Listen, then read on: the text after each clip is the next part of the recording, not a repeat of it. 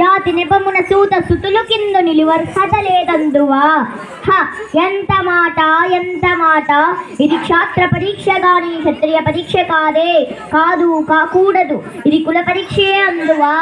నీ తండ్రి భరద్వాజుని జననం ఎట్టిది, అతి గుప్సాకరమైన నీ సంభవం ఎట్టిది, మట్టి కుండలో పుట్టితివి కదా.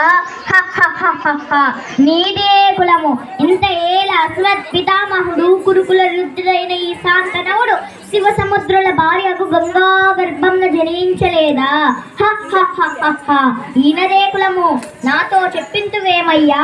మా వంశమునకు మూల పురుషుడైన వశిష్ఠుడు దేవవేశ్చగో ఊర్వశి పుత్రుడు కాడా.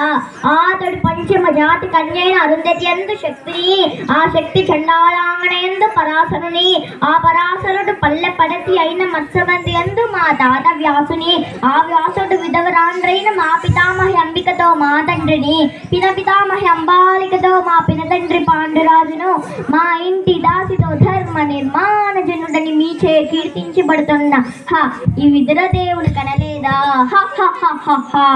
సందర్భావసరములను బట్టి క్షేత్ర బీజ ప్రాతినిధ్యములతో సంకరమైన మా గురువంశము ఏనాడో కులహీనమైనది కాక నేడు కులము కులము అని వ్యర్థవాదములెందుకు. తాత, వీరుల పారుల బ్రహ్మర్షుల చరణములు మనం విచారించదగినవి కాదు. ఇది నీవన్నట్లుగా ముమ్మాటికి క్షాత్ర పరీక్షే. క్షాత్రమున్న వారెల్లరూ క్షత్రియులే, వారిలో రాజమున్న వారే రాజులు. అట్టి రాజులే ఈ గురురాజ పరిషత్తుల్లో పాల్గొనకు అర్హులు. ఓహో, రాచరికమా అర్హతను నిర్ణయించినది.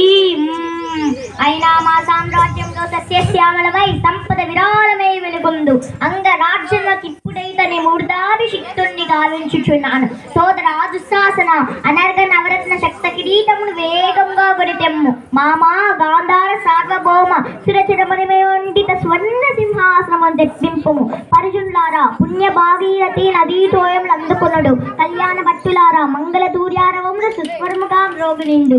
వంది మాగుదులారా, కన్న మహారాజును కైవారము గావింపుడు. పుణ్యాంగనులారా, ఈ రాధాసుతునకు పాలభాగమున కస్తూరి తిలకము తీర్చిదిద్ది బహుజన్మ సుకృత పరీపాక సౌలబ్ధ సహజ కవచ కర్ష వైడూర్య ప్రభాదిత్యోలికి వాంఛలు చెలరేగా వీరగంధం విద్దరాల్పుడు.